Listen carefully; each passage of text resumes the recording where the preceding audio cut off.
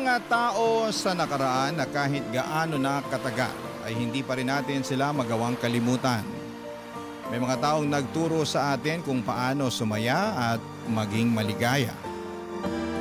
Ikaw, kabarangay, kung babalikan mo ang nakaraan, sino ang madalas mong naaalala? Dear Papa Dudut, ako nga pala si Bebeng, 35 years old at netong nakaraan lang ay umuwi kami ng pinsang kong si Alicia sa probinsya. Matagal na rin po nung huli kaming dumalaw sa probinsya. Palibasa ay 30 na kami ni Alicia kaya puro kami career na lamang ang madalas na nasa isip namin. Nakalimutan na namin na minsan ay natuwa kami sa buhay probinsya. Kung hindi pa namatay ang lola namin ay hindi pa namin naisip na umuwi sa probinsya. At sa pag-uwi nga namin yon ay marami ang nabuksan sa aming nakaraan. Para kaming bumalik sa pagkabata, lalo na nung napadaan kami sa peryahan. Noong mga bata pa lamang kami ay tuwing kapistahan, lagi kaming tambay sa peryahan. Lahat ng laro at rides ay sinusubukan po namin. Makulay ang kabataan namin ni Alicia, Papa Dudut. At meron pang isang dahilan kung bakit mas naging extra makulay yon para sa akin. Hayaan ninyo na ipagpatuloy ko ang aking kwento. Malalaman ninyo kung bakit naging mas makulay ang mundo ko noong 15 anyos pa lamang ako. Lahat yon ay naaalala ko noong nagkaharap na kami ni Alicia sa peryahan.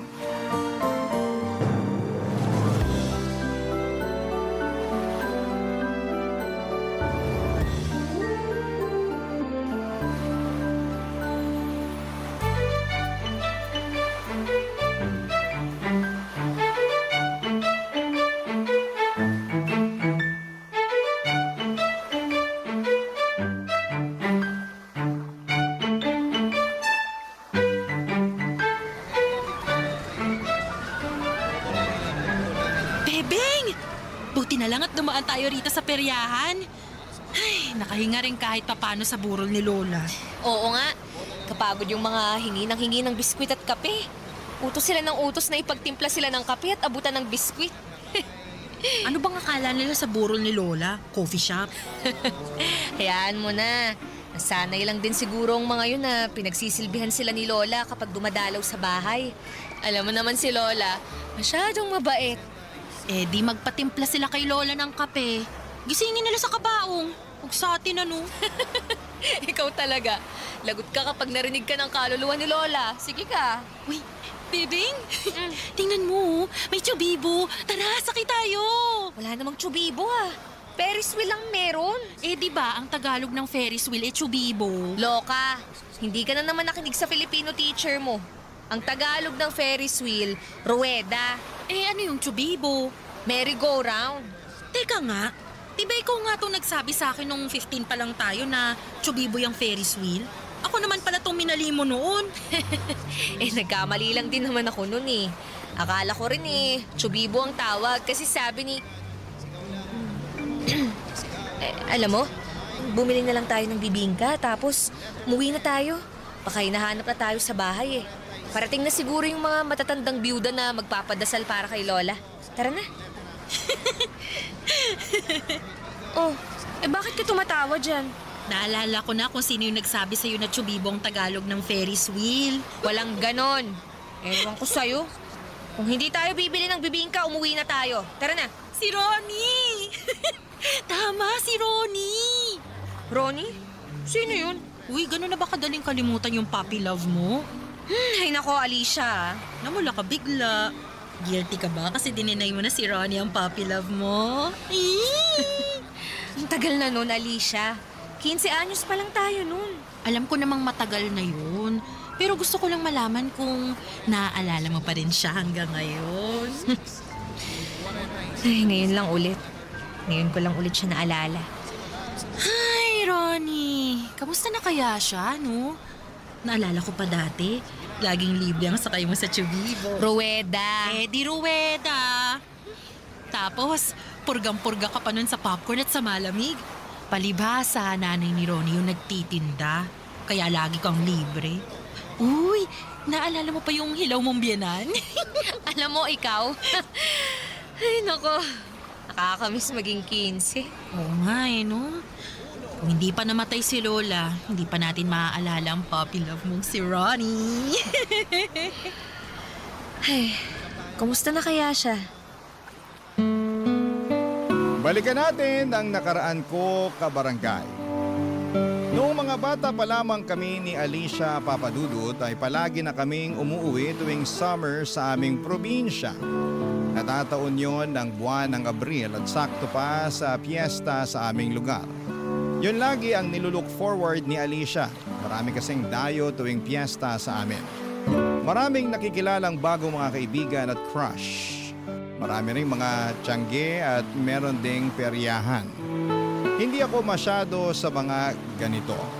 Tanging si Alicia lang, mahiyain kasi ako at mas gusto kong kasama si Lola sa bahay habang nanonood ng TV o kaya ay nagpapakain ng mga manok at bibe sa bakura namin. Pero noong summer vacation namin yon, may nangyaring kakaiba. Bigla akong nagustuhan ng mga dayo. Bigla akong natuwa sa mga tiyangge at lalong-lalo na sa peryahan. Noong summer vacation na yon ay nagkaroon ako ng crush na nauwi sa puppy love. Hindi ko makakalimutan yon, Papa Dudut. Tanda ko pa. Sa unang araw ng pag-uwi namin ng probinsya ay sinalubong kami ng lola namin. Ang lapad ng ngiti niya habang suot ang bagong biling duster niya. Ngayon kapag binabalikan ko ang ala-alang ito, nagahalo ang tamis at sakit. Bigla kong na-miss si Lola at ang mga ala-ala niya.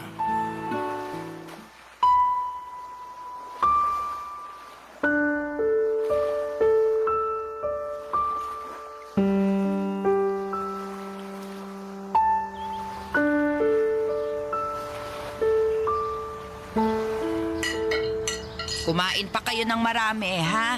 Niluto ko lahat yan para sa inyong magpinsan. Ang sarap po ng mga niluto niyo, Lola. Mukhang tataba na naman ako nito. Uy, huwag ka masyadong magpakabusog, bebe nga. Oh, bakit naman hindi siya magpapakabusog, Alicia? Kasi Lola, marami pa kaming titikmang pagkain sa peryahan mamaya. Mamayang gabi pa naman magbubukas ang perya. Pero aagahan po namin pumunta ron ni Bebing. Kasi nakatambay na po ron mamaya yung mga kaibigan namin eh. Hindi ako sasama sa'yo, Alicia. Dito lang ako sa bahay. Sasamahan ko si Lola. Uy, di ba napag-usapan na natin kanina na pupunta tayo sa peryahan? Nagbago na kasi isip ko eh. Tutulungan ko na lang si Lola na magluto ng bilo-bilo mamaya. Bebeng, apo, sumama ka na lang mamaya kay Alicia sa peryahan. Oh, narinig mo yun, Bebeng? Inuutusan ka na ni Lola na sumama sa akin sa peryahan, oh. Kaya huwag ka na masyado kumain ng marami ngayon. Para makarami tayo ng barbecue tsaka cotton candy mamaya. Pero Lola, ayoko pong pumunta sa peryahan. Dito na lang po ako. Tutulungan ko na lang kayo sa bilo-bilo. Tutulong na rin akong magkulong ng mga manok tsaka bibe pag umabi na. Kaya kong magluto ng bilo-bilo ng mag-isa. At kaya ko ring habulin ng mga manok at bibe para ikulong mamaya. Kaya sumama ka na lang kay Alicia sa peryahan. Sayang naman ang bakasyon mo kung puro gawaing bahay lang ang atupagin mo. Ayoko po kasi sa peryahan eh. Ang daming tao. Nagsisiksikan pa. Ang ingay din, lalo na yung mga tugtog sa bingguhan. Pero masaya. Kung kaya lang ng tuhod ko, baka sumama pa ako sa inyo. Naku, huwag ka nang sumama, Lola. Baka pagalitan mo na naman yung mga kaibigan kong babae. Sisitahin mo na naman yung mga suot nilang shorts. Paano hindi ko sisitahin? Halos makita na ang singit sa iksi ng shorts nila. Hoy, Alicia, ikaw ha? Wag na wag kang magsusuot ng ganun kay iksing shorts. Pero Lola, yung kasi ang uso ngayon eh. Ay, wala akong pakialam kung uso yon. Hindi ako natutuwa sa ganung kasuotan. Gayahin mo tong si Bebeng. Maayos manamit. Paano maayos manamit parang manang. Kulang na nga lang, hiramin niya yung duster niyo, Loli. Sobra ka naman, Alicia. Kaya samahan mo na si Alicia mamaya sa peryahan, Bebeng. Ikaw na lang itong maaasahan kong magbabantay dyan sa pinsan mo. Baka bumili pa yan sa tiyanggi ng may iksing shorts. Isumbong mo sa akin. Opo, Lola. Wow, isusumbong mo talaga ako, pinsan. Parang wala tayong pinagsamahan ah. Ano ba talagang gusto mo? Di ba sabi mo, sumama ako sa'yo sa peryahan? Ito na sasama na ako sa'yo mamaya. Pero babantayan kita kasi yun ang utos ng maganda nating lola. Alam mo, sip-sip ka. Hindi ka iba-bless ni Lord sa ganyang ugali, ah. Uy, magsuot ka ng duster mamaya. Pahiramin ba kita? Wala. Mas maganda ata kung tutulungan ka na lang ni Bebeng na gumawa ng bilo-bilo. Sama mo na rin siya sa prayer meeting niyo. Sasama siya sa'yo sa peryahan. Hayaan mong mag-enjoy din si Bebeng. Hindi ako mag-i-enjoy sa peryahan, Lola. Pupunta lang ako para bantayan si Alicia. Tapos, uuwi na rin kami. Huwag ka magsalita ng patapos. Mamaya, ikaw pa mas mag-enjoy kaysa sa akin. Baka may makilala ka sa peryahan. Ay, tama! Maraming puging dayo mamaya, Lola. Naku, magkakaroon na ng crush si Bebeng sa wakas! Alicia! Alicia, tumigil ka na. Namumula na ang mukha ni Bebeng, oh. Sige ka, baka talunin pa niya ang sundalo sa higpit ng pagbabantay sa'yo. Halos hindi nawala ang pagkapula ng mukha ko dahil sa panunukso ni Alicia sa akin. Ayaw ko kasing tinutokso ako sa mga crush na yan. Sabi ko nga sa inyo ay mahiyain ako at hindi masyadong nakikisalamuha sa mga tao. Si Alicia nga lang ang madalas kong nakakasama. Siya lang din ang tinuturing kong kaibigan. Lagi akong sinasabihan ni Lola noon na lumabas-labas ako ng bahay para makipaglaro at sumamang gumala sa mga bata sa aming probinsya pero ayaw ko talaga. Para akong matanda na gusto na lamang laging nasa bahay. Naglilinis o nanonood lang ng TV. Sabi nga ni Alicia, para na raw akong manang.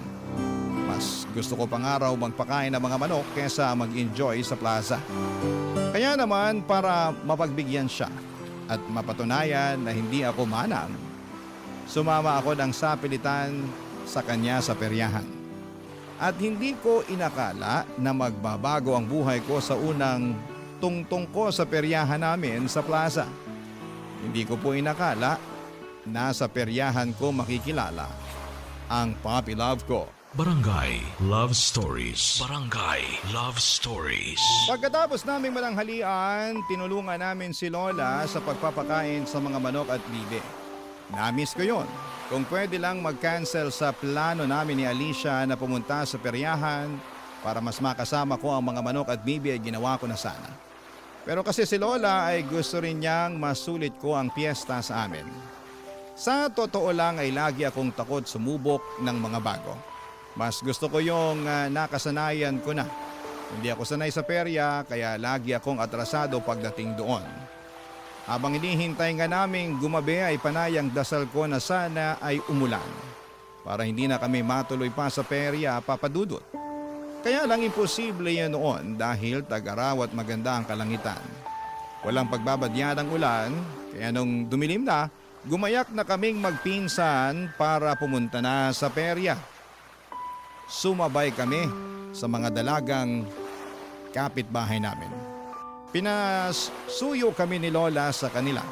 Sa kanila na lang din daw kami sasabay pa uwi. Hindi raw kami masusundo ni Lola sa peryahan dahil may inaabangan daw itong harana sa radyo.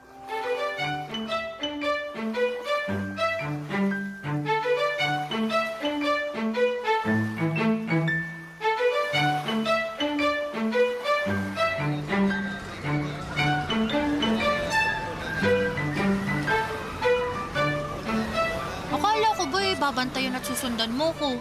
Diba yun ang sabi mo kay Lola kaya ka sumama rito sa peryahan? Bigla akong tinamit magbantay eh. Ang likot-likot mo masyado. Hindi ako makahabol sa'yo. Ang dami pa namang tao. Ay nako, talian mo na lang maglaro para makauwi na tayo. Gusto ko samahan si Lola na makinig ng harana sa radyo. Oh talaga? Mga trip mo pang matanda na. 15 anyos ka ba talaga o 65 years old na parang si Lola? Ang ganda kayang makinig ng harana sa AM. Para ako nasa panahon ni Jose Rizal. Hindi mo kasi ma-appreciate yun kasi lagalag ka masyado. Ewan ko sa'yo. Sige na, magpaparami na lang ako ng panalo. Doon lang ako sa color game Puntahan mo na lang ako ron pag nainip ka rito. Pag wala na ako ron mamaya, Baka lumipat na ako sa Tiangge. Bibili na ako ng mga shorts ko. Uy, huwag masyadong maiksi ang shorts na bibilhin mo ha. Dala ko ang medida ni Lola. Susukatin ko yung shorts na gusto mong bilhin. Opo, Lola Bebeng. Alis na ako ha. Check mo ang tuhod mo. Baka sumakit sa kauupo mo rito sa bingguhan. Bye! Ano mang masama kung manang at isip, Lola ko? Ang ganda kayong makinig ng lumang mga kanta sa radyo. Tapos, sasabayan pa ng bibingkang may itlog na pula sa ibabaw. Tsaka tsaa. Masarap naman nun. Miss, may kausap ka o nagdadasal? Ano ba? Huwag kang makinig sa usapan namin ng sarili ko. Ay, ako nga pala si Ronnie. Ikaw? Ayokong magpakilala. Kung hindi ka magpapakilala, susumbong kita sa announcer ng bingguan dito. Bawal kaya umupo rito kung hindi naman maglalaro. Kala mo naman, kaya mo akong isumbong. Bakit? Close ka ba sa announcer? Medyo. Tatay ko siya eh. Okay. Huwag mo na ako isumbong. Baka mamaya, i-announce pa niya na tumatambay lang ako rito eh. Kakahiya kaya yun. Mukhang mahihain ka pa naman. Mag-isa ka lang ba? Kasama ko yung pinsan ko. Oh, bakit hindi ka sumama sa kanya? Asan ba siya? Andun daw sa color game. Pinsan ko naman yung nagpapalaro dun. Lahat ba nang nandito sa peryahan kamag-anak mo? Medyo. Ito na kasi yung kabuhayan ng pamilya namin eh. Kasama kang nagtatrabaho rito? Oo, peryantes din ako. Minsan nakatoka ako sa color game. Pero madalas doon ako sa Chubibo. Chubibo? Oo, yun yung Tagalog ng Ferris wheel. Parang hindi naman Chubibo sa Tagalog ang Ferris wheel eh. Pinagloloko mo yata ako eh. Look, Chubibo talaga Tagalog ng Ferris wheel. Turo pa sa amin ng mga lolo at lolo namin yun. Sila ang mga unang peryantes sa pamilya namin. Sumama masubukan sa Makay, libre ko na. Ay, ayoko. Nakakatakot. Paano kung mahulog ako mula sa tuktok? Sasaluhin kita. Kala mo naman kakayanin mo akong saluhin eh. Ang papayat ng braso mo. Sige, ganito na lang. Hindi nga kita masasalo kung mahuhulog ka, pero sisiguraduhin ko naman na ligtas ka pag nasa tuktok ka na. At paano mo naman yan mapapatunayan? Di sasamahan kita sumakay sa Chubibo.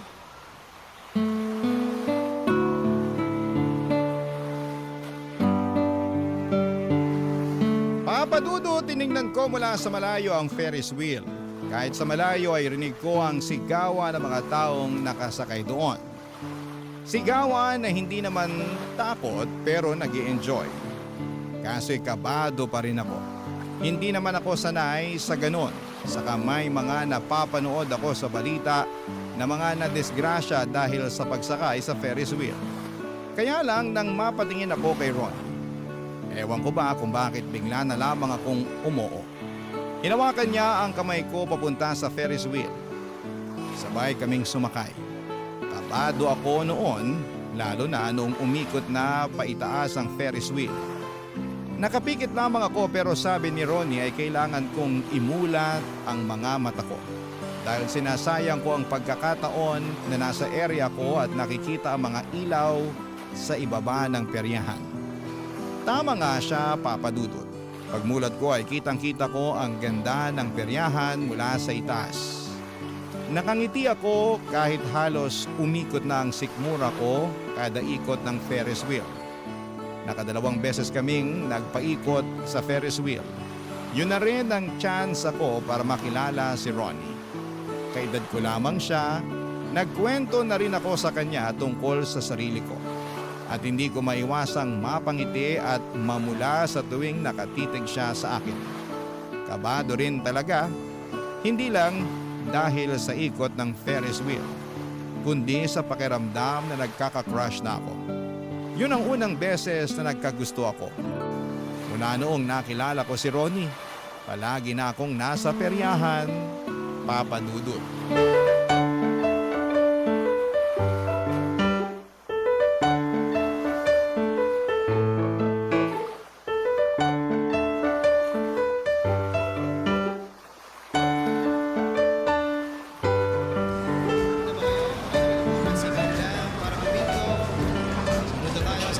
Alicia!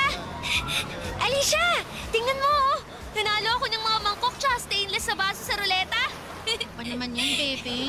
Dami mo namang dala niyan pag uwi. Nagmumukha ng tiyanggi ang bahay natin ah. Puro na lang plato, mangkok, baso at pitsi lang napapanalunan mo. Nanalo rin ako sa color game ah.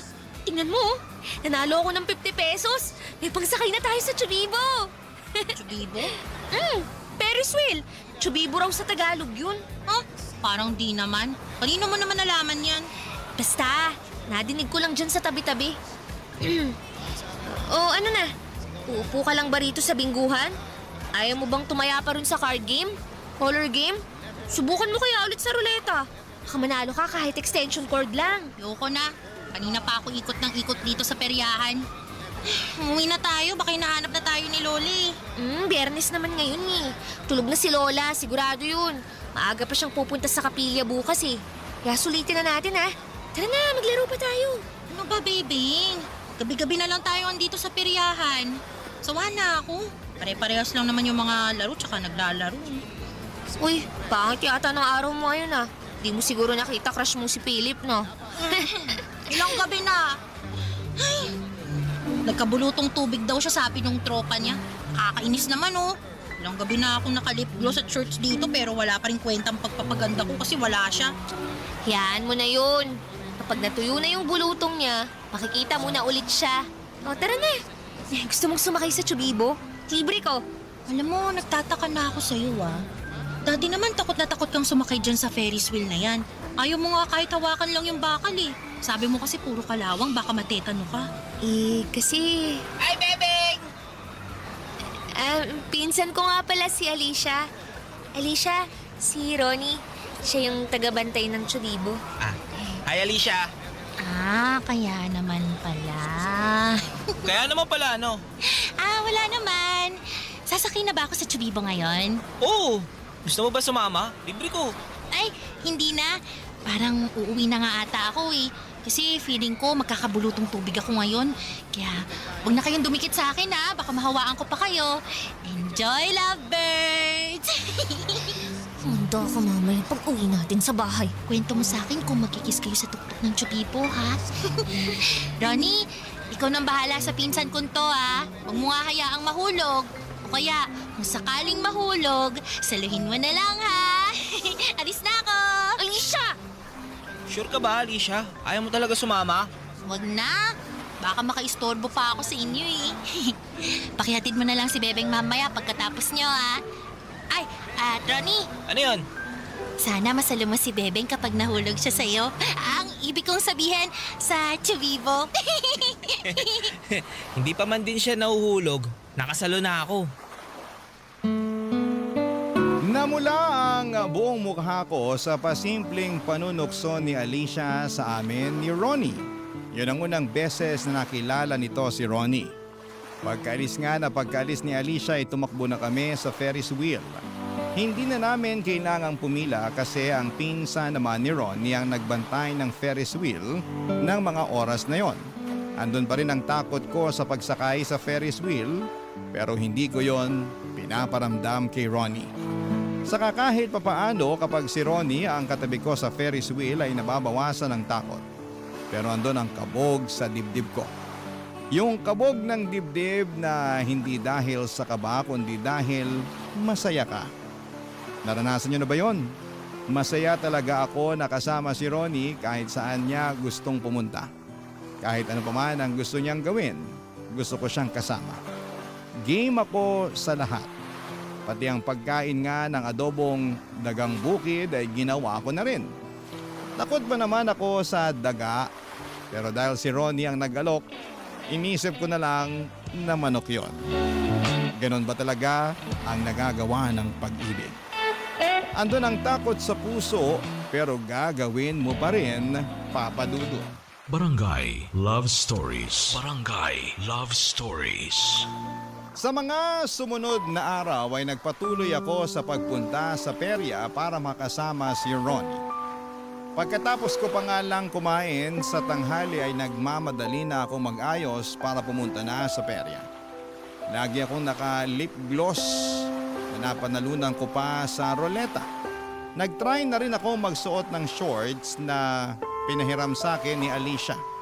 Hindi naman yon nakikita ni Lola dahil Pinapatungan ko yon ng mahabang palda at saka na lamang huhubarin kapag nasa peryahan na ako.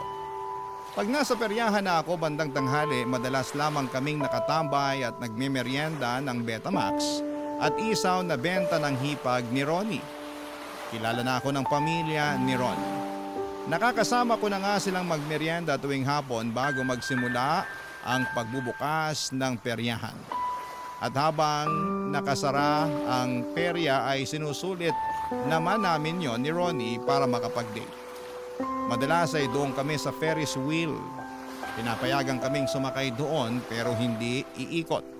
Andun lang kami madalas sa tuktok habang tinatanaw mula sa itaas ang buong peryahan. Tanaw din namin ang kabukiran. Napakasaya ng moment na yon, Papa Dudut. Parang wala na akong hahanapin pa.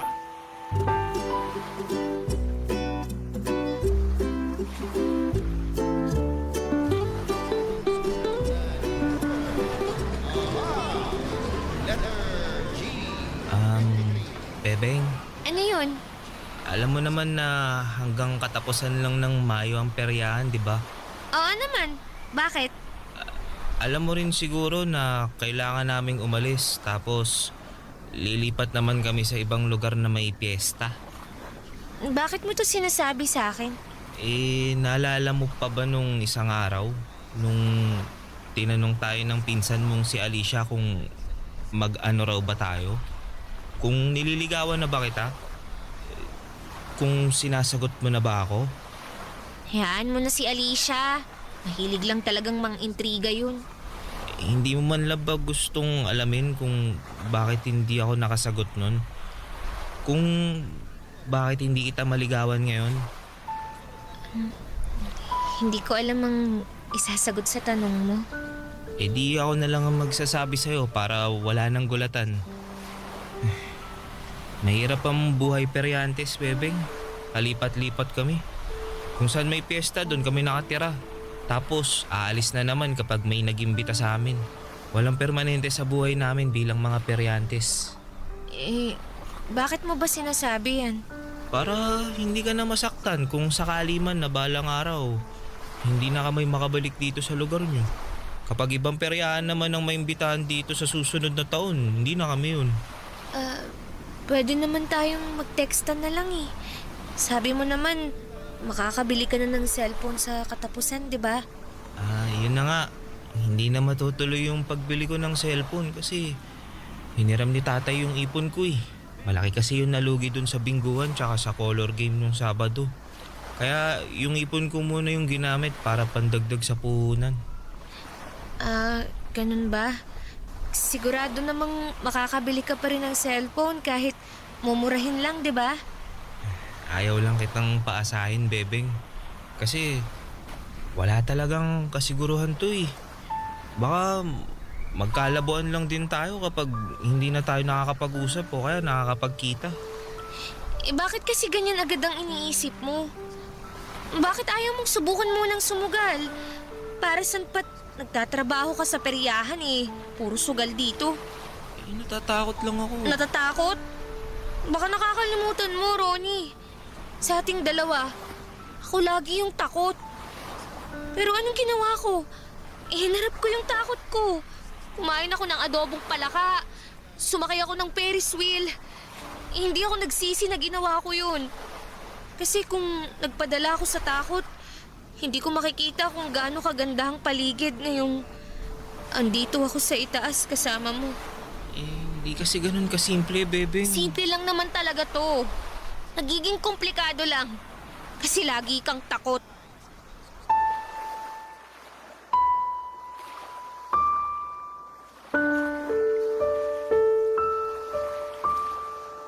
Gusto ko nang magpababa noon sa Ferris wheel pero wala sa paligid ang pinsan ni Ronnie para i-assist kami pababa.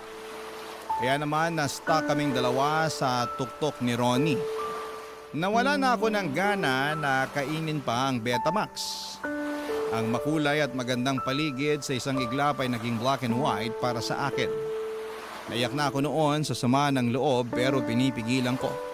Tahimik din si Ronnie pero panay ang tingin niya sa akin. Galit ako sa kanya noon. Gusto ko mag-walk out pero andun kaming magkatabi sa tuktok. Nang makabalik ang pinsan ni Ronnie, akala namin ay makakababa na kami pero nalaman namin na nagkaroon ng problema ang Ferris wheel. Nasta kami lalo sa tuktok. Hinawakan ni Ronnie ang kamay ko para i-assure ako na magiging okay din ang lahat. Akala niya natatakot ako sa pagkastak namin sa Ferris wheel. Ang hindi niya alam ay mas takot ako sa pwedeng mangyari sa aming dalawa oras na umalis na ang peryahan sa katapusan. Makalipas nga ang halos 1 oras ay nakababa na rin kami. Nagmadali na akong umalis pagkatapos. Mula noon ay hindi na ako bumalik sa peryahan. Nagkulong na lamang ako sa bahay at ginawa ko ang mga nakasanayan ko. Magpakain ng mga manok at bibe, tulungan si Lola sa mga gawaing bahay, makinig ng harana sa AM kasama si Lola at matulog ng maaga.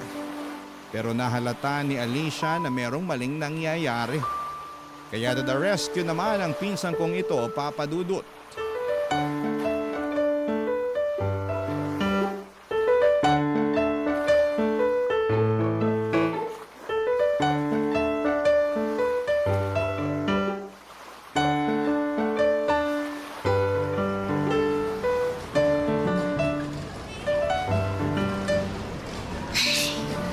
Hindi ko siguro to nakwento sa'yo. Pero alam mo ba, nung 12 years old tayo, may dumayo rito na peryahan. Iba kina Ronnie. May nakilala ako na tagabot ng premyo sa bingguhan. Ayun, naging crush ko siya. Crush din daw niya ako, tapos niligawan niya ako. Kaya ka ba laging nasa peryahan noon? Oo, kasi dinadalaw ko siya. Uy, hindi to alam ni Lola kaya huwag mo akong susumbong. E di, ayun, gustong gusto ko siya, bebeng. Alam mo, naubos lahat ng ipon ko para makatambay kasama siya sa peryahan. Kaya lang, isang araw, kailangan na nilang umalis. Nintay niya ako buong araw sa peryahan, sabi nung isang friend ko. Pero hindi ako sumipot. Ayoko kasing magpaalam sa kanya eh. Kasi kapag umalis siya, sigurado namang tapos na rin kami. Hindi ka nakipagkita sa kanya. Nung nahimasmasan ako, ayun, tumakbo ako agad sa peryahan. Pero wala na sila. Kahit tolda, wala nang naiwan. Iyak ako ng iyak nun kasi nagsisisi ako eh. Di man lang ako nakapagpaalam sa kanya. Di ko man lang nasabi yung feelings ko para sa kanya. Kaya sorry kung kinukulit kita lagi na umuwi tayo tuwing piyesta dito sa probinsya. Kasi umaasa ako na sila ulit yung hahawak ng peryahan. Kaya lang, wala na eh. Di ko na siya nakita ulit. Di na siya bumalik.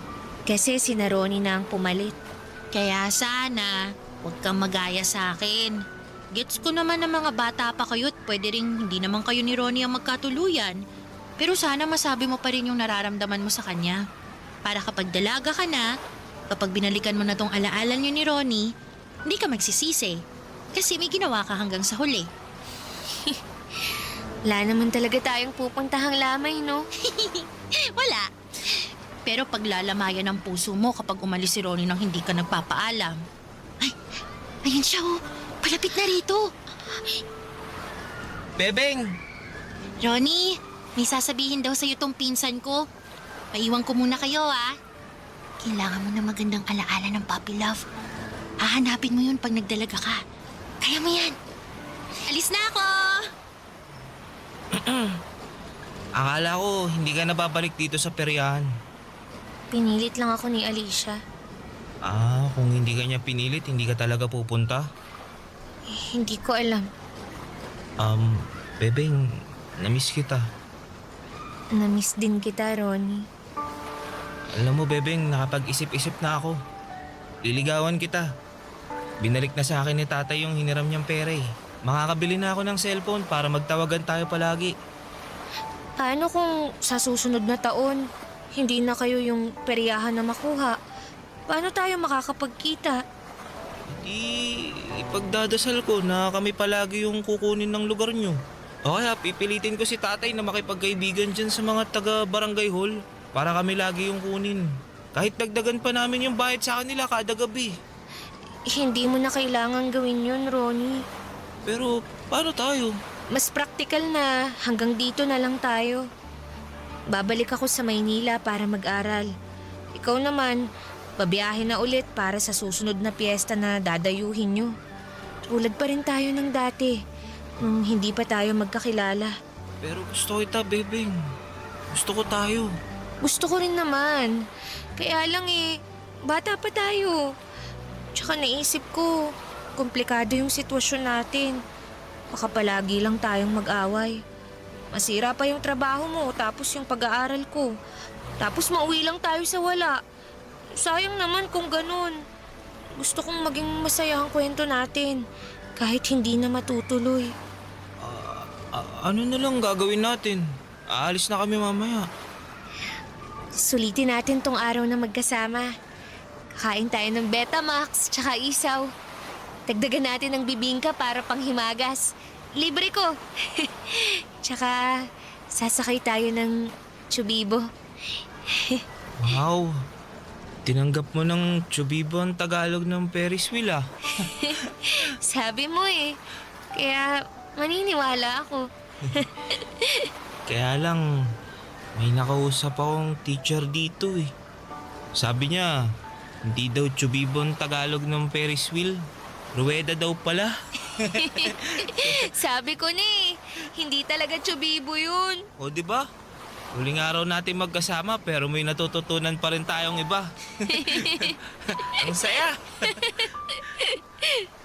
Masaya talaga, masayang balikan ang alaala ng kabataan.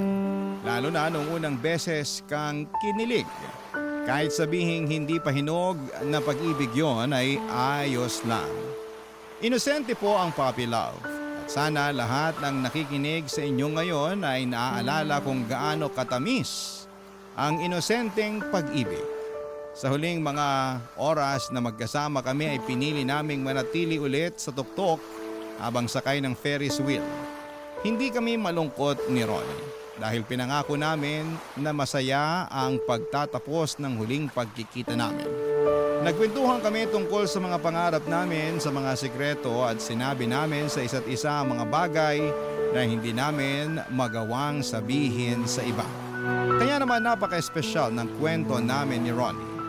Bago kami ibaba mula sa Ferris wheel ay hinalikan ako ni Ronnie sa pisngi.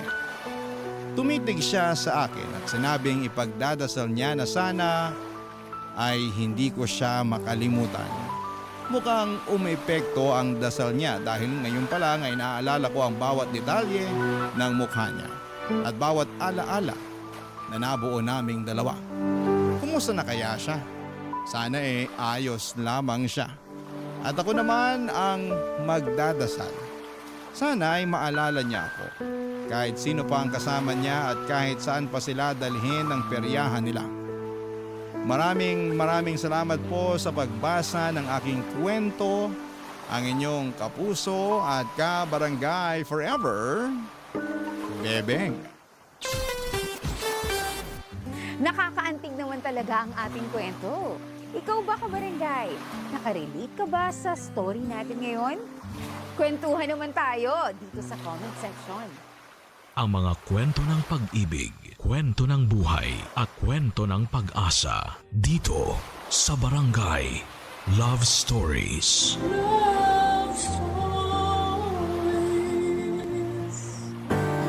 Importante ang pagkakaunawaan at respeto sa isang pamilya para maging mabuti ang ugnayan ng bawat isa.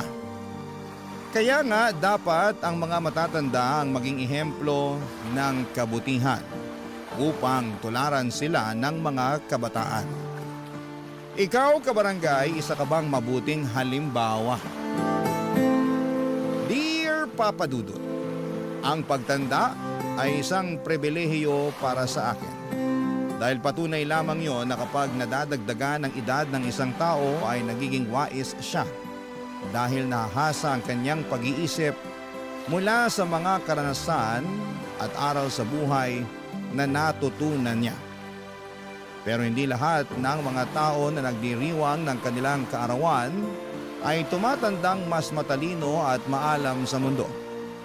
May iba sa kanila ay tumatandang pauro, katulad na lamang ng nanay ko. Bago ko ikwento ang buhay ko ay gusto ko muna magpasalamat sakaling mapili po ninyong basahin sa programa ninyong Barangay Love Stories ang sulat ko. Tawagin niyo na lamang po ako sa pangalang Amilet.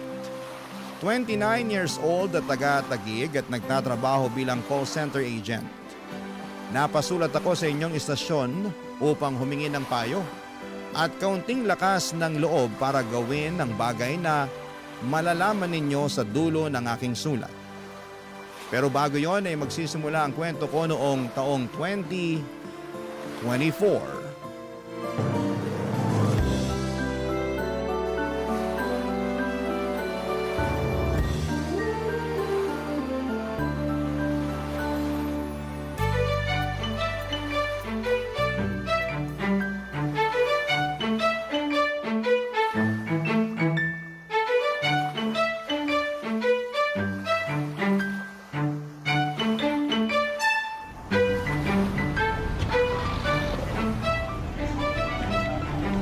Uy, Doti!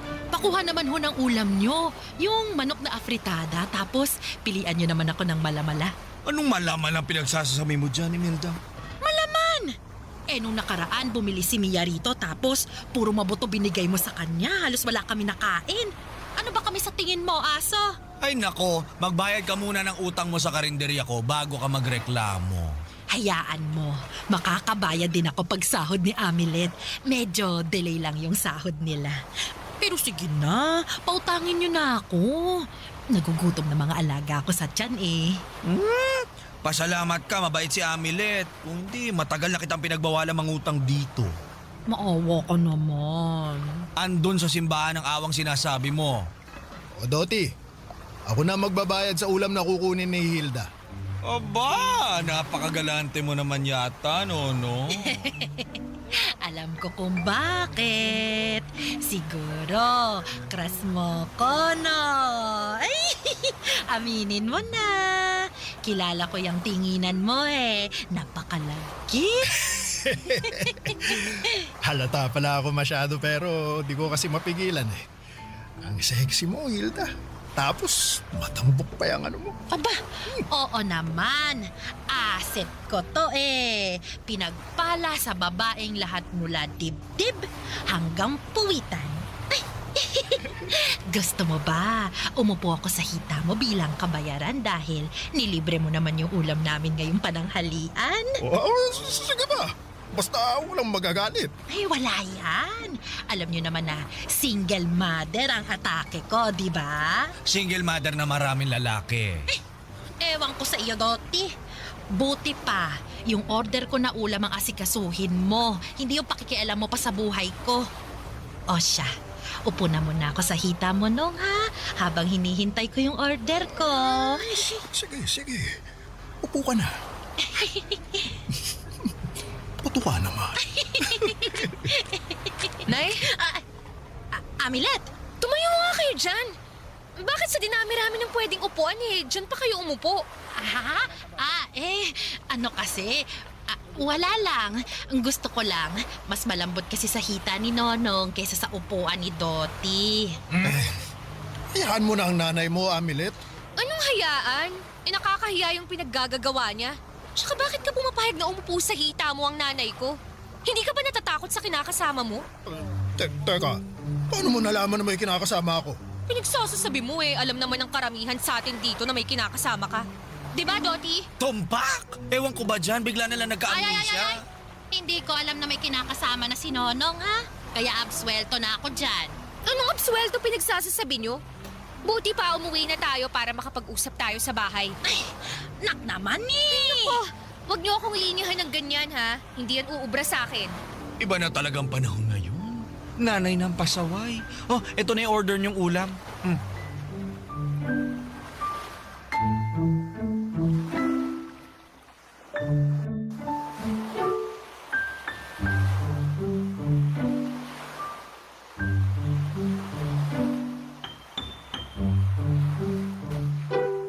Amilet naman eh!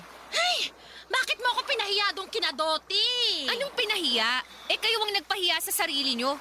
Biruin nyo. Sa dami ng upuan na bakante dun sa hita pa talaga kayo ni Nonong umupo. Parang upo lang naman. Wala namang mali siya yun. At saka, pasalamat ko yun sa kanya bilang binayaran niya tong order kong ulam. O diba? Nakalibre tayo. Hindi pa nadagdagan yung listahan ng utang natin dun sa karinderya. Seryoso po ba talaga kayo dyan? Abay, oo naman. Mukha ba akong nagbibiro? Ewan ko sa inyo, Nay. Bakit ka ba kasi naiinis dyan? Nagtanong pa talaga kayo. Sa hindi na yata kayo marunong mahiya sa mga pinaggagagawa nyo Kung wala na talaga kayong hiya sa katawan, kahit man lang kami ni Mia, bigyan nyo ng kahihiyan. Napaka-OA mo namang bata ka. Kung makapagsalita ka, akala mo naghubad ako dun sa karinderya. Umupo lang naman ako sa hita ni Nonong. Wala nga lang yun Masyado ka lang malisyosa. At ako pa talaga ang malisyosa. Alangan namang si Mia, ikaw lang naman ang putak ng putak dyan. Tsaka hindi ko kasalanan na ganito ako kaganda at kasexy kahit may edad na ako, no? Lapitin talaga ng mga kalalakihan tong nanay mo. Kaya imbis na maghuramintado ka dyan, bakit hindi ka na lang maging proud? Diba? Papa Dudut, masasabi ko na literal na walang hiya ang nanay ko dahil pinangalandakan niya sa buong barangay namin na hindi niya kinakahiyang iba-iba ang ama ng mga anak niya. Bali, 4 pala kaming magkakapatid at pangatlo ako. Kami lang ng bunso kong kapatid na si Mia ang pareho ng tatay, ngunit ang dalawa naming kuya ay magkaiba. Mahirap lang ang buhay namin lalo na noong araw. Street sweeper ang nanay ko at sakto lamang ang kinikita niya. Pero nakaya naman niya kaming buhayin na magkakapatid hanggang sa nagkaroon na ng sariling pamilya ang mga kuya namin. Kaya lang ay wala sa amin ang nakatungtong at nakapagtapos ng kolehiyo dahil nga sa hirap ng buhay. Pero hindi ko yon dinibdib at sa halip ay nagsikap akong mamasukan sa lahat ng trabaho na alam ko basta marangal at kaya ko namang gawin. Tulad ng pagtitindera sa bakery o kayan, sa patusan, pagtatao sa burger shop, pagtitrimmer sa patahingan ng damit, at netong ang huli ay noong nakapasok ako sa call center bilang isang agent.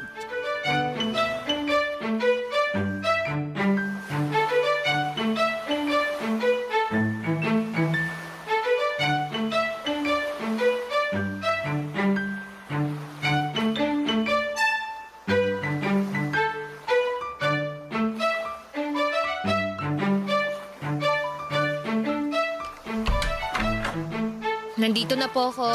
Welcome, ate! Aba, dumating lang ang ate mo, bigla ka yatang naging masaya. Bakit po? Kanina ba? Hindi. Iniiyakan lang naman ako ng magaling mong kapatid na yan kanina kasi ayaw daw niya ng ulam na niluto ko. Nay naman sinabi niyo pa po talaga kay ate. Bakit hindi? Para alam niya na nagmamaktol ang kapatid niya pag hindi masarap ang ulam. Hindi naman po sa pagmamaktol, pero tuyo na rin po kasi yung ulam natin kaninang tanghali Wala na po ba kayong maisip na ibang ulam? Nagsusugat na po yung labi ko sa alat ng isda na yan, kakakain ng paulit-ulit Narinig mo, Amilet? Ganyang kaarte ang kapatid mo. Nakuha pang maghanap ng wala sa wala na nga akong perang pambili ng masarap na ulam. Hoy, Mia, kung umasta ka akala mo mayaman tayo hindi naman tayo mayaman. Hindi naman po umaastang mayaman Saka bakit kapag para sa mga lalaki nyo may pera kayo? Anong sinabi mo? Oo, tama na yung away nyo. Medyo nakakarindi na kasi yung ingay nyo Sorry, ate. Huwag ka na lang sumagot-sagot kay nanay. Nay, buti pa bumili ka ng masarap na ulam kasi sweldo ko naman ito po yung pera.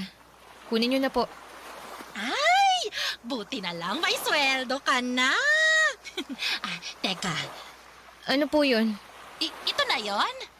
Po? Sabi ko, ito na yon. Sagad na to? Wala ka nang idadagdag? Wala na po Budget ko na lang sa pamasahe yung pera ko rito. Bakit kasi ganito lang kakaunti yung binigay mo? Kulang to! Pasensya na po kasi malaki yung kaltas ko ngayong cut-off Tapos nagkasakit pa ako ng 2 araw kaya di ako nakapasok. Kaka-regular ko pa lang naman dito sa pinapasukan ko, di ba? Anong gagawin ko rito? Parang 2 araw lang tatagal tong bigay mo tapos wala na ulit tayong panggastos. Grabe naman po kayo sa 2 araw. Mukha na mga abot yan ng 1 linggo basta magaling lang kayong mag-budget. Hoy, Para sabihin ko sa'yo, wala na tayo sa panahon ng kopong-kopong kung saan mura ang mga bilihin. Ang mahal-mahal na kaya ng mga paninda ngayon at wala na ring libre. O inyo naman po, Nay. Tatlo lang naman po tayo kumakain eh. Kahit pa ikaw lang mag-isa ang kumain kung araw-araw masarap na ulam ang hanap mo, eh di wala rin. Ubos din ang budget. Di naman po ako naghahanap ng masarap na ulam araw-araw ah. Ayoko lang po ng paulit-ulit. Saka bakit pagdating sa amin tinitipid nyo kami? Pag sa mga lalaki nyo, kung todo libre kayo dyan. Ha? Ano bang pinagsasasabi mo? Akala nyo hindi ko kayo nakikita dyan sa tindahan na panaybili ng soft drink at tinapay sa mga kalalakihan na naglalaro ng basketball? Tuwan-tuwa pa po kayo, palibhasa wala kayong kaalam-alam na inuutulang nila kayo. Tapos pag ako nanghihingi ng pangmerienda, sasabihin nyo wala kayong pera. Totoo ba yun, Nay? Totoo yun, ate. Pera ko naman ang pinanlilibre ko sa kanila. Ano pera nyo? Pera ni ate ginagastos nyo. Minsan na nga lang kayo magtrabaho lalo kapag inaabutan kayo ni ate ng sweldo. Tapos sasabihin nyo pera nyo. Ay naman! Parang hindi naman po yata tama yung unahin niyo ang ibang tao kaysa sa amin ng mga anak niyo. Inuuna ko naman kayo ah! Tsaka wag ka nga masyado magpapaniwala dyan sa kapatid mo. Gumagawa lang yan ng kwento para siraan ako. Alam nyo, nakakasama na kayo ng loob eh. Naturingang nanay nyo ako pero pinagsasalitaan nyo ako ng ganyan. Buti pa yung ibang tao na iintindihan ang nararamdaman ko pero kayo, hindi! Hinuhusgahan nyo na ako sa kakarampot na pera na inaabot nyo. Akala nyo madaling maging nanay? Kayo kaya pumalit sa posisyon ko para magkaalaman tayo. Papa Dudut, mahal ko naman ang nanay ko pero may mga pagkakataon na hindi ko mapigilang mainis sa mga pinaggagawa niya sa kanyang buhay. At isa na nga doon yung pagiging feeling dalaga niya. At nakakalimutan niyang magpakananay sa amin ng kapatid ko. Bukod doon ay hindi na rin nahiya ang nanay ko na pinagchichismisan siya ng mga kapitbahay namin dahil sa pagiging uhaw niya sa mga lalaki. Simula nung bata ko ay iniintindi ko na ang nanay ko, ngunit habang pareho kaming nagkakaedad ay napagtanto ko na wala talaga siyang pinagkatandaan sa buhay. Kumbaga imbes na pasulong ay naging paurong ang pagtanda niya. At yun ang dahilan kung bakit madalas sumasakit ang ulo ko. Barangay Love Stories. Barangay Love Stories. Papa Dudut, bilang ako na lamang ang matinong naghahanap buhay sa pamilya namin ay nag-isip ako ng paraan para ma-budget ng maayos ang pera na kinikita ko. At hindi ko na ngayon ibinigay kay nanay, kumbaga ako na lamang mismo ang bumibili ng pangangailangan namin sa bahay tulad ng pagkain. Ako na rin ang nagbabayad sa landlord namin ng upa para makasigurado ako na hindi kami nahuhuli sa pagbabayad. Dahil nga sa ginawa kong yon ay nagalit sa akin si nanay. Ang dami niyang sinasabi na mga masasakit na salita tulad ng wala raw akong utang na loob at kwentang anak. Na tinitiis ko raw siya at tinatanggalan ng karapatan bilang nanay sa pamamahay namin. At kung ano-ano pa. Nasaktan ako, Papa Dudut, pero nag-move on agad ako dahil marami akong trabaho. Kaya nga para matigil na siya, sa kakasalita ay inaabutan ko na lamang siya ng sobra sa sweldo ko at yun naman ang ginagamit niya sa panlalalaki niya, Papa Dudut.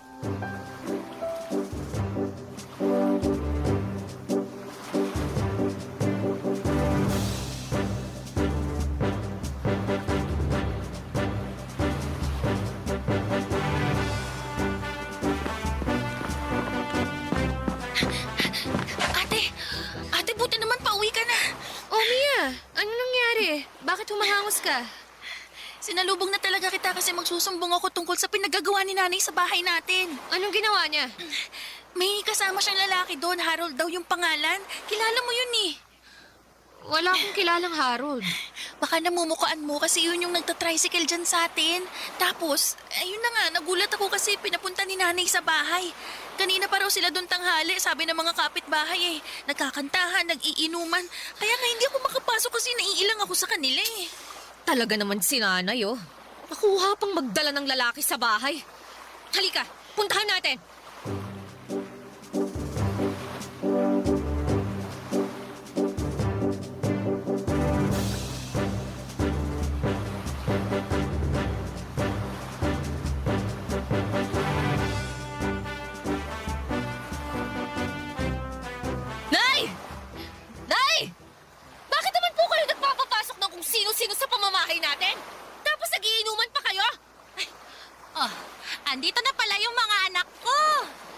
Harold. Tingnan mo siya, oh. Siya si Amilet. Ang panganay ko na wala pang boyfriend. Hi, Amilet. Nice to meet you. Uy, nice to meet you raw, ate.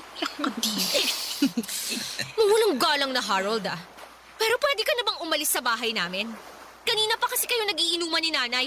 Ano naman kung kanina pa kami nagiinuman? Hindi pa nga kami tapos, kaya wag mo munang paalisin si Harold. Amilet, buti pa, samahan mo na lang kaming uminom para mas masaya. Nako, hindi nagiinom yung anak ko. Very good yan eh. Ganon? Bakit naman malaki naman na tong si Amilet. Di ka na bata para di matutong uminom ng alak. Try mo lang, baka magustuhan mo. Sarap yan, promise. Ha? Sige na, dali, isang lang. Dali, kunin mo na yung baso. Ayoko sabi eh! Bakit mo naman tinabig yung baso? Natapon tuloy yung alak. Grabe ka naman, Nak! Di ka naman bumili niyan, ako naman. Tapos sinayang mo. Anong hindi si ate ang bumili? Pera niya pinambili niyo niyan? Kaya naman pala madaling maubos yung perang binibigay ko sa inyo. Kasi dyan lang napupunta. Ay, ano naman? Binigay mo na yun eh. Ibig sabihin, pera ko na yun. Kaya dapat wala ka ng pakialam kung saan ko gagastusin. Oo nga po. Pero bakit naman sa mga walang kakwenta-kwentang bagay niyo ginagastos? Tapos nakuha niyo pa talagang magsama ng lalaki sa bahay?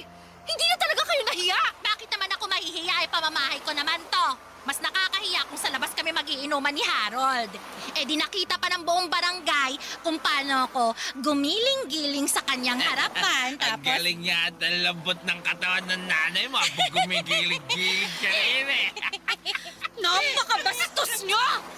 Anong bastos dan? Hindi niyo na kami nirespeto ni Mia. Tapos pati pamamahay natin, binababoy niyo pa. Sobra ka naman sa binaboy. Totoo naman ang sinasabi ko ah. Hindi nga makapasok si Mia rito kasi naiilang siya sa inyo. Kaya hinintay na lang ako ng kapatid ko dun sa labasan. Tapos paano kami magpapahinga kung nandito pa yung Harold na yan at nagiinuman pa rin kayo? Buti pa umalis ka na, Harold. Ha? Aga-aga po Gabi na, loko ka. Madilim na nga sa labas oh. Umalis ka na sabi. Hildaan, ba't naman takbo? Napalis ako. Ay naku, hindi ako makakapayag na palisin mo si Harold. Paalisin ko siya dahil ako naman ang nagbabayad sa bahay natin. Kaya may karapatan ako. Ayaw mong umalis, ha? Sige, hihilahin na lang kita palabas. Hindi mo mapapaalis si Harold dahil gusto pa naming mag-inuman. Naibitiwan niyo siya. Huwag na kayong makihila. Dahan-dahan lang. Ano nga? Huwag niyo nga ako pagkagawan. Pinagsasabi mo? Kapal ng mukha mo. Lumayas ka na rito sa bahay namin. Papadudod para kaming nagtatag of war ng nanay ko dahil kung anong hila ko para mapalabas. At mapalaya sa bahay namin si Harold ay siya ring hila niya para mapigilan ito. Pero sa huli ay ako pa rin ang nanalo at tuluyan ko ngang napaalis ang lalaking yon. Siyempre umangal pa ang nanay ko at kamunti ko na siyang palayasin din. Pero dahil sa kalasingan ay wala na siyang nagawa kaya natulog na lamang siya sa kanyang higaan.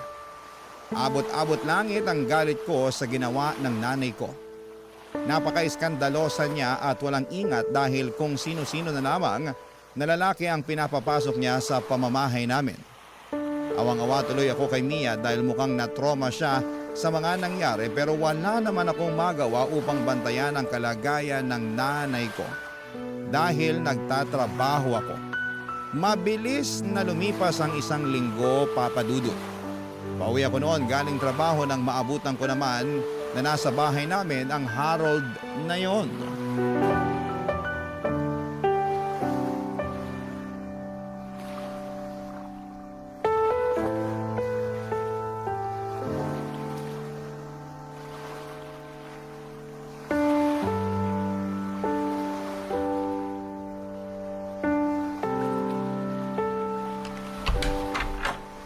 Dito na po ako. O, Nak, andyan ka na pala. Tara. Kain ka na habang mainit-init pa tong sabaw ng sinigang na hipon, no? Harold? The one and only. Anong ginagawa mo rito sa bahay namin? At bakit ka nakikikain dyan? Si Harold kaya ang nagluto niyan. Kasi sinabi ko sa kanya na paborito mo yung sinigang na hipon. Kaya nga, umupo ka na para makakain ka na rin. Hindi niyo pa po sinasagot yung tanong ko.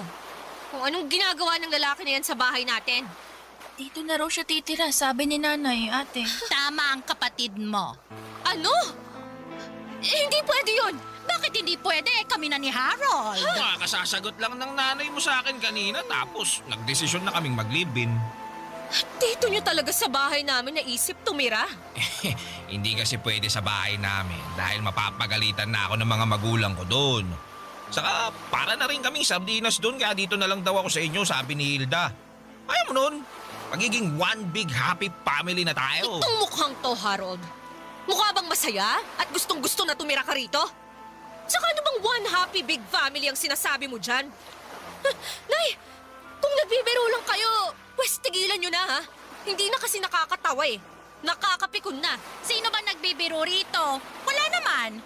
Sinabi na nga sa'yo ni Harold na kami na at nagli-live-in na kami, di ba? Pero bakit dito sa bahay natin? Hindi nyo na ba talaga kami naisip ni Mia?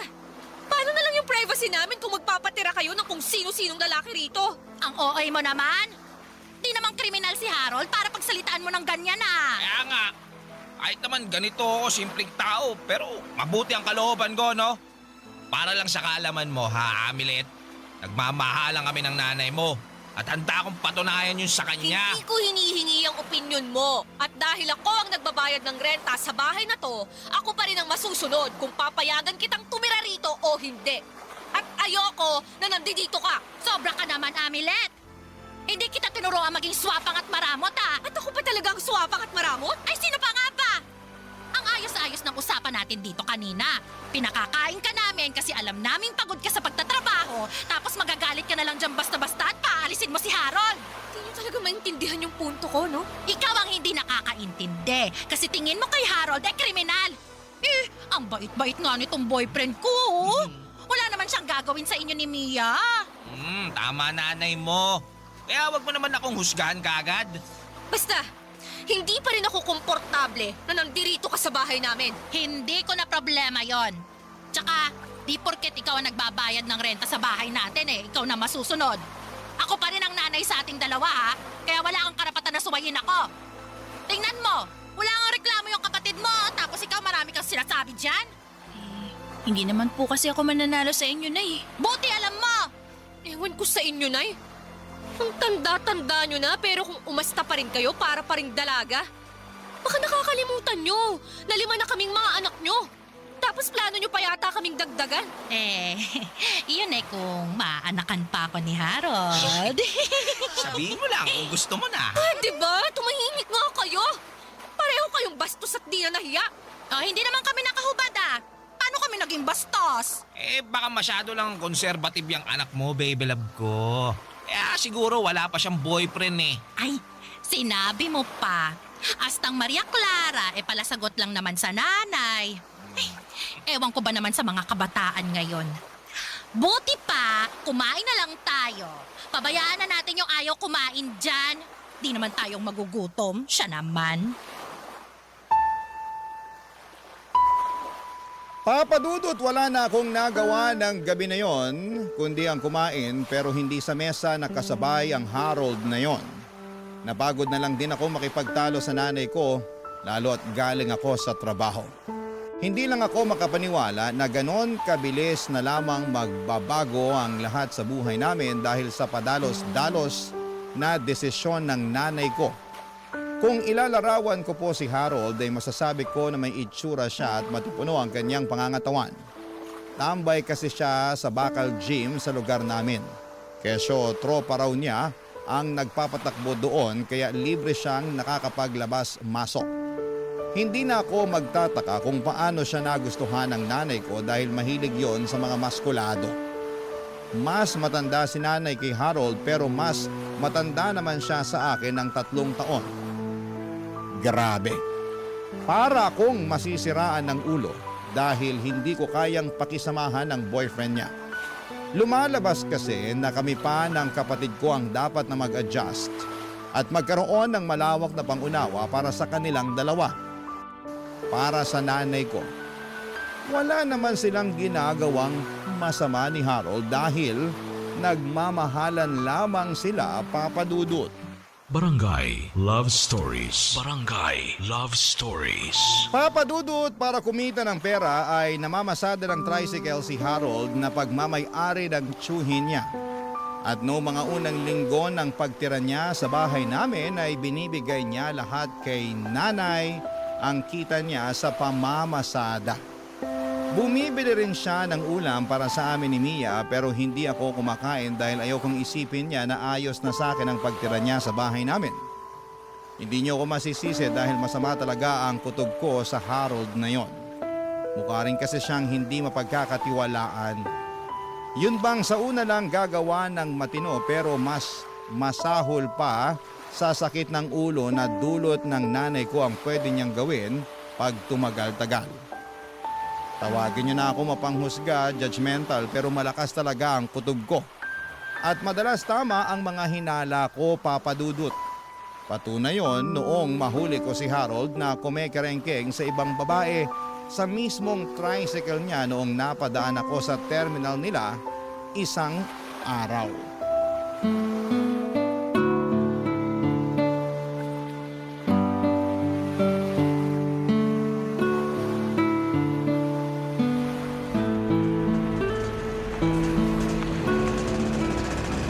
Sinasabi ko na nga ba? Hindi ka talaga mapagkakatiwalaan na gumawa ng matino. Pwede ba, Amilet? Hinahan mo yung boses mo? Masyado ka na mag-skandaloso eh. Oh, ayaw mo nun. Ayaw mong malaman ng mga kasamahan mo at ng buong barangay kung gaano ka kalandi. Ay, sandali. Alam na nga pala ng mga kasamahan mo. Pero kinukonsinti lang nila yung pagkerengkeng mo sa ibang babae, no?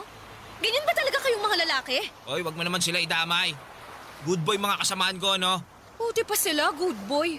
Pero ikaw, ano? Maharot? Malandi? Makate? Tapos tamang huthot ng pera sa nanay ko? Oy, sobra ka naman makapagsalita. Kunwari ka pa? Akala mo yata hindi ko alam na inuuto mo lang yung nanay ko eh. Paano inuutoy? Nagtatrabaho nga ako rito ng marangal, oh, para may sarili kong pera. Kasama ba sa pagtatrabaho mo ng marangal yung pambababae mo ng lantaran? Hindi naman ako lumapit sa kanya. Siya naman itong lumapit sa akin. Sa palagay mo, maniniwala ako sa'yo? Eh, hindi ko nakasalanan yun kung ayaw mo. Akala mo yata talaga pinanganak ako kahapon, no? Pwes, nagkakamali ka. Dahil isusumbong kita kay nanay. Lagot kapag nalaman niya yung kalandian mo. Oy, Amilet! Wala namang ganyanan! Huwag mo naman ako isumbong! Oy! Oy! Teka lang!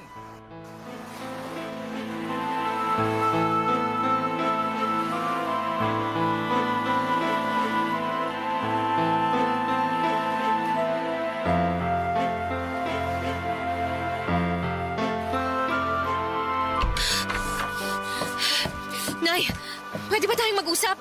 Ha? Tungkol saan? Tungkol sa damukol niyong boyfriend. Anak, may pangalan yung tao. Kung hindi mo siya kayang tawagin sa pangalan niya, wag mo naman tawagin sa kung ano-ano. Masakit kasi sa pandinig. Mas masasaktan pa kayo pag nalaman niyo yung nakita ko kani-kanina lang tungkol sa kanya. Ano yon? Nahuli ko lang naman siya na may nilalanding babae. Doon pa talaga sa mismong tricycle na pinapasada niya. Nahuli ko sila kanina pagdaan ko doon sa terminal. Ay, totoo ba yan? Totoo po! Baka nagsisinungaling ka, ha?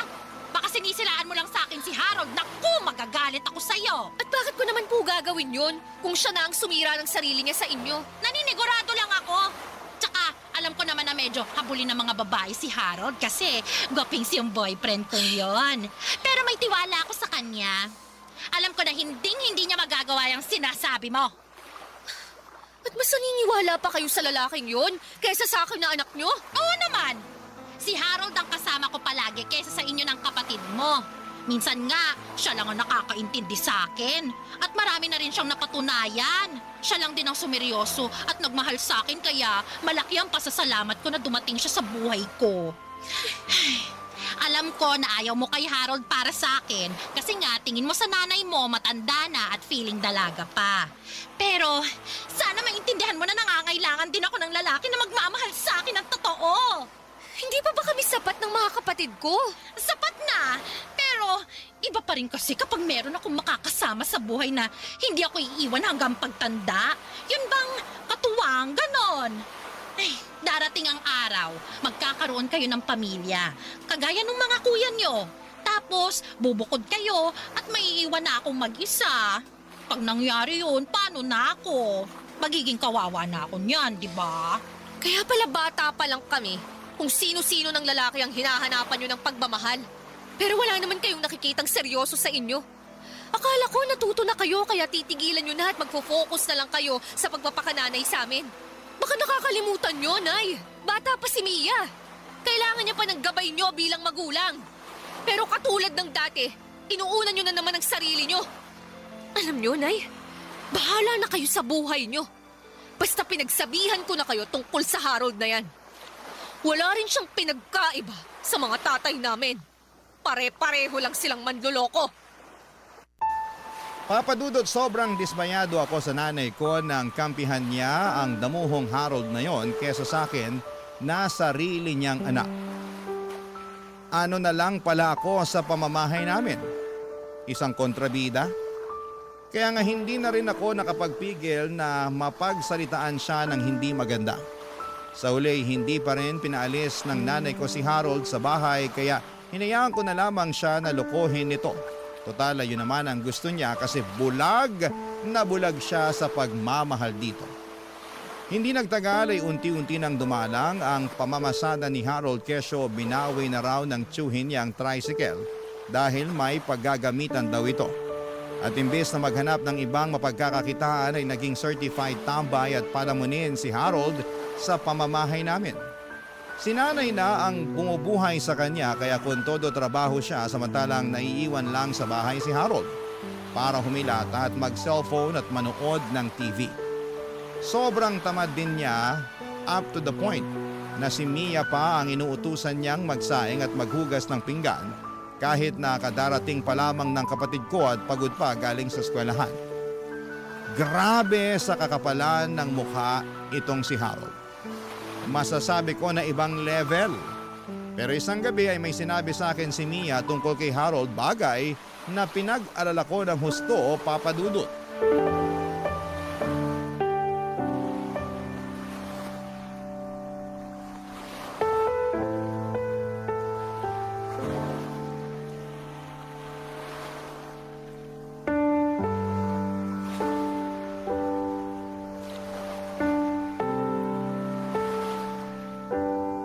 Ate, di talaga ako komportable sa Harold na yun. Bakit? Anong ginawa niya sa'yo? Wala naman, pero ano kasi... pansin ko lang ha, iba yung mga tinginan niya sa akin eh. Ang lakas makamanyak. Basta, hindi naman sa pagiging judgmental no, pero yun kasi yung nararamdaman ko eh. Kapag naglalakad ako sa harap niya sa tuwing nanonood siya ng TV, panay ang puri niya sa katawan ko. Kesyo maganda raw, matambok yung puwitan ko, pareho kay nanay. Tapos, sumisipol din siya na para bang kagaya ng mga tambay sa kanto pag may nakitang sexy at magandang babae. Natatakot ako na baka isang araw, may gawin na lang siya sa akin na hindi maganda. Si nanay kasi, ayaw pang paalisin sa bahay natin yung lalaking yan. Kahit naman ako, hindi rin komportable na nakatira siya rito. Akala mo kung sinong Don umasta? Sinasabi ko na nga ba na sa una lang siya magaling? Oh, kita mo nang pinaggagawa ngayon? Kami ni nanay ang nagpapakahirap sa pagtatrabaho. Tapos siya, sitting pretty lang dito. Kaya nga eh. Hayaan mo, mag-iipon ako ng pera para makabukod tayo ng apartment. Kasi kung ayaw pa alisin ni nanay ang Harold na yan dito sa bahay, edi tayo ang aalis. At tagal-tagal ko na rin tong pinag-iisipan. Pero sa ngayon, tiis-tiis lang muna, ha? Sige ate.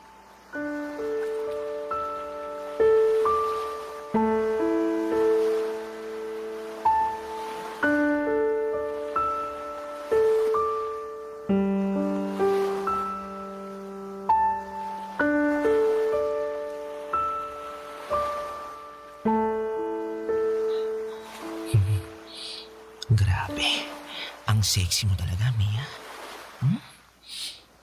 Sige lang. Tulog ka lang, ha? Hayaan lang ako dito na pagmasdan yung katawan mo. Di ko kasi mapigilan eh. Ang ganda-ganda mo. Harold! Ay, sorry. Nagising ba kita? Anong ginagawa mo dito sa kwarto ko? Paano ka nakapasok dito? Naiwan mo yata na hindi nakakandado yung pinto mo eh. Kaya pumasok na ako. Mia, pwede bang paisa? Saklolo! Tulungan niyo ako!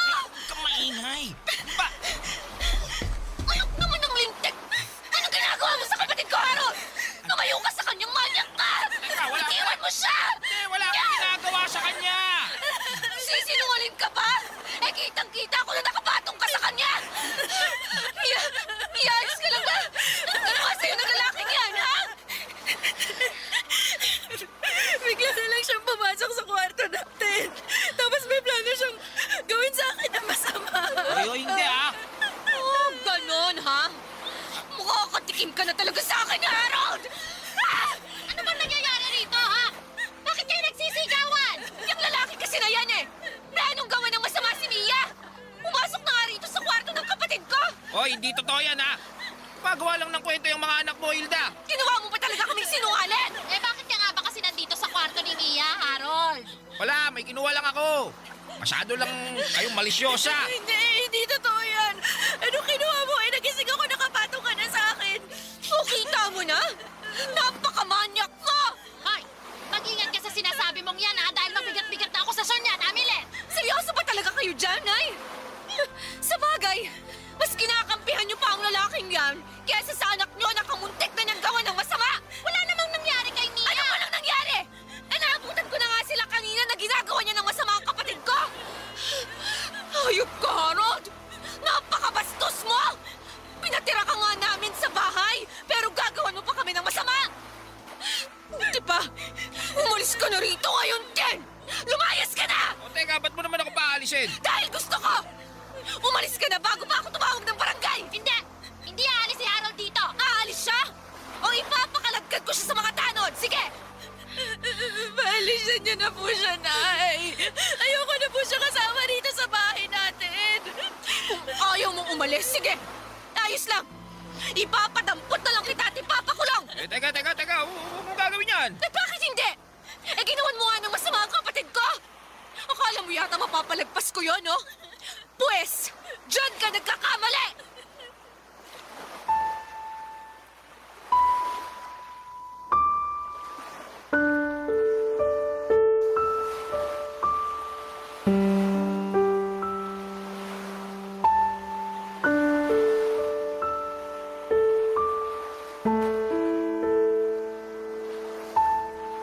Papadudot mabilis na umalis sa pamamahay namin si Harold kaya pinablatter ko na lamang siya upang hindi na siya makalapit sa amin. At tinakot ko rin ang nanay ko na kapag nakipagkita pa siya sa lalaking yon o pinapasok niya pa sa pamamahay namin ay pati siya ay ipapakulong ko na rin. Tawagin niyo na akong maldita pero gagawin ko ang lahat para maprotektahan ang kapatid ko laban sa masasamang tao. Simula noon ay hindi na nagpakita si Harold sa amin kaya natahimik na ang buhay namin. Feeling ko ay natauhan naman si nanay na hindi nga mabuting tao ang lalaking pinatuloy niya sa bahay namin. Kaya humingi siya ng paumanhin sa amin ni Mia at nangako na magpapakatino na. Pero nagkamali ako dahil makalipas ang 2 buwan ay meron na namang panibagong lalaki na sinasama ang nanay ko sa bahay namin. At bagaman hindi niya yon itinira doon ay dismayado ako sa kanya. Dahil hindi pa rin pala siya nagbabago.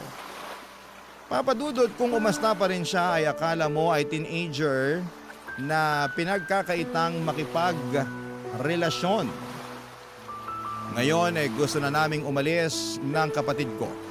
Pero nagmamakaawa siya na huwag namin siyang iwanan. Kaya lang papadudot ay sobra na po kaming nai-stress. Kaya ano kaya ang mabuti at nararapat naming gawin? Sana po ay mapayuhan ako ng mga kabarangay natin na naka-tune in sa inyong programa. Hanggang dito na lamang po ang sulat ko at maraming salamat. Sakaling mapili po ninyong i-ere ang aking kwento sa inyong istasyon. God bless and more power, Papa Dudo. Ang inyong forever kapuso at kabarangay, Amilet. Ano ang masasabi mo sa ating Barangay Love Stories today? Aabangan namin yan sa aming comment section.